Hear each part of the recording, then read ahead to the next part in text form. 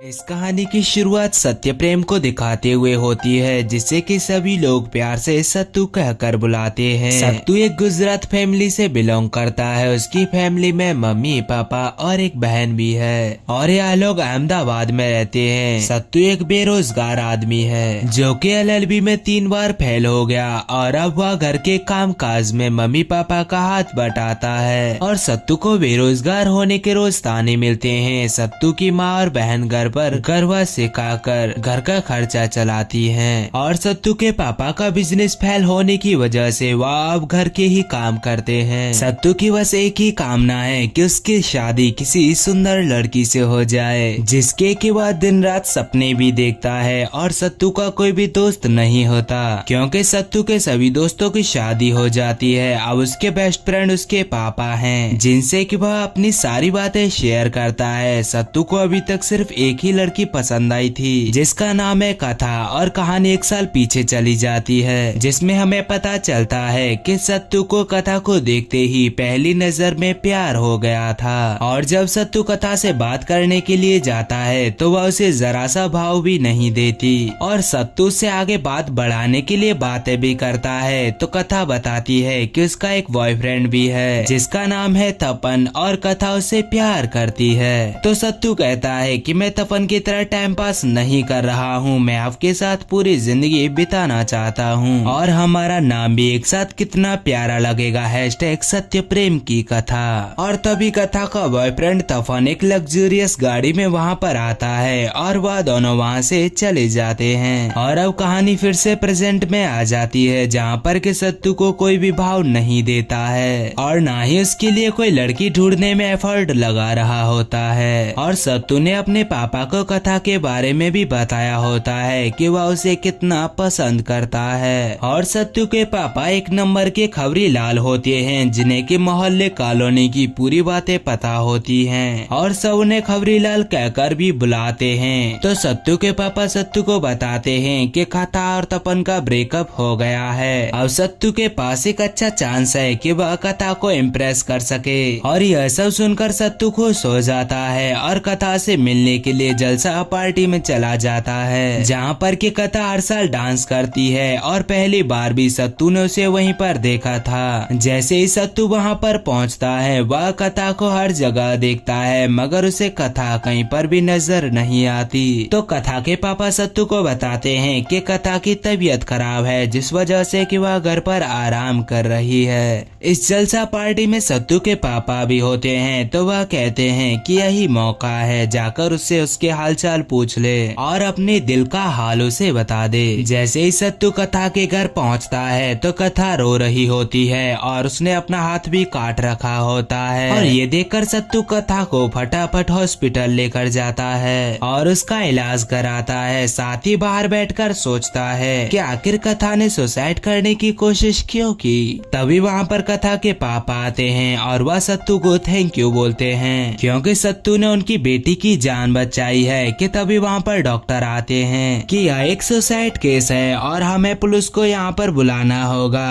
तभी सत्तू 2-3 लाइन जो कि उसने एलएलबी क्लियर करने के लिए रट्टा मारी थी वह बोलकर कथा के पापा को इम्प्रेस कर देता है। जिसके बाद कि सत्तू घर चला जाता है, जहाँ पर कि उसे कथा का थैंक यू का मैसेज आता है। और फिर कथा और सत्तू आपस में मिलने लगते हैं और कुछ दिनों बाद कथा के पापा कथा का रिश्ता लेकर सत्तू के घर पहुँच जाते हैं, क्योंकि कथा की शादी की बात कहीं पर भी नहीं बन पा रही थी। दरअसल कथा के सुसाइड करने वाली बात पूरे शहर में हवा की तरह फैल गई होती है, जिसके बाद कि कोई भी परिवार कथा के परिवार के साथ रिश्ता रखना ही नहीं चाहता था। और इसीलिए कथा के पापा जब सत्तू को कथा के लिए इतना अट्रैक्ट देखते हैं तो वह रिश्ता लेकर उसके घर पहुंच जाते हैं। और वहां पर जाकर कथा के पापा को सत्तू की फैमिली बहुत पसंद आती है और वह रिश्ता तय कर देते हैं। मगर जब यह बात कथा को पता चलती है तो वह शादी के लिए मना कर देती है, मगर कथा के पिता उसे इमोशनली ब्लैकमेल करके एग्री करा लेते हैं, क्योंकि वह कहते हैं कि अगर वह शादी नहीं करेगी तो वह अपनी जान ले लेंगे। और इसी वजह से कथा भी सत्तू के साथ शादी करने के लिए हाँ बोल देती है। और कुछ ही समय बाद कथा और सत्तू की एंगेजमेंट हो जाती है और उनके परिवार वाले शादी की तैयारियां करना शुरू कर देते हैं। सत्तू काफी ज्यादा खुश था क्योंकि उसे अपनी पसंदीदा लड़की मिल रही थी, क्योंकि उसका सपना पूरा हो गया था। वहीं दूसरी तरफ कथा शादी से बिल्कुल भी खुश नहीं थी, क्योंकि आज शादी उसकी मर्जी के बिल्कुल खिलाफ हो रही थी। और फाइनली सत्तू और कथा की शादी पूरी रीति रिवाज के साथ संपन्न हो जाती है। फिर फाइनली सत्तू की सुहाग रात आती है, जिसका कि वह बेसब्री के साथ इंतजार कर रहा था।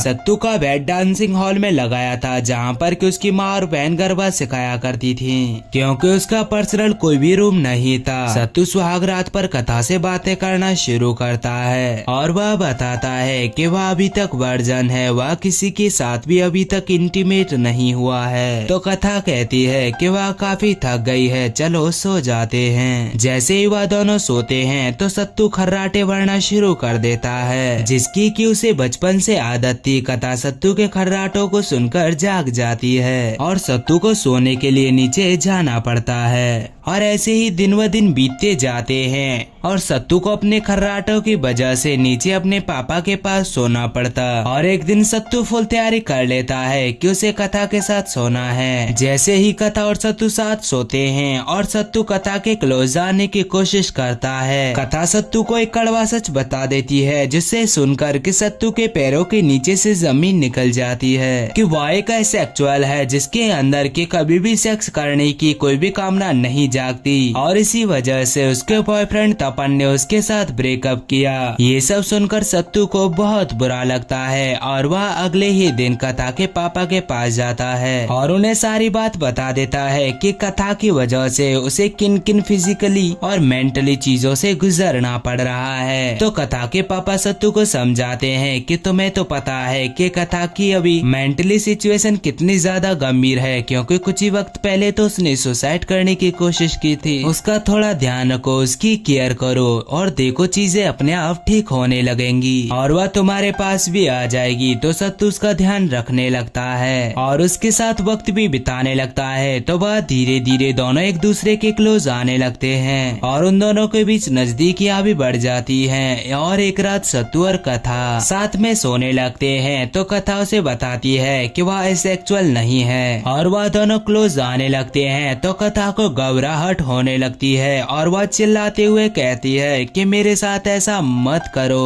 और ये सब सुनकर सत्तू को समझ आता है कि कथा के साथ कुछ तो गड़बड़ हुई थी और सत्तू को लगता है कि इसके साथ जरूर पास्ट में कुछ गलत हुआ था, जो कि यह मुझे बता नहीं रही है। तो अगले दिन सत्तू कथा के पापा के पास चला जाता है। तब वह उनसे पूछता है कि कथा ने सुसाइड करने की कोशिश क्यों की थी। तो कथा के पापा बात घुमाते हुए कहते हैं कि अगर कथा नहीं मान रही है तो उसमें 2-3 लाफे लगाओ, वह मान जाएगी। यह सुनकर सत्तू को काफी ज्यादा गुस्सा आती है और वह कथा के पापा के ऊपर हाथ उठा देता है, मगर खुद को रोक लेता है। जिसके बाद के कथा के पापा सत्तू को सच बता देते हैं कि कथा अपने बॉयफ्रेंड से प्रेग्नेंट हो गई थी और तपन ने उस बच्चे को अपनाने से मना कर दिया, जिस वजह से कि वह सुसाइड कर रही थी, क्योंकि सत्तू के छूने से ही कथा को घबराहट हो गई थी। और यह बात सुनकर सत्तू को काफी ज्यादा गुस्सा आती है और वह भागते भागते तपन के ऑफिस पर पहुंचता है और फिर वह तपन को पकड़कर खूब मारता है, जिसके लिए कि उसे पुलिस पकड़ भी लेती है। मगर शाम को जैसे तैसे करके सत्तू छूट जाता है और शाम को जब सत्तू घर पर पहुंचता है तो कथा उसे सच बता देती है कि उसका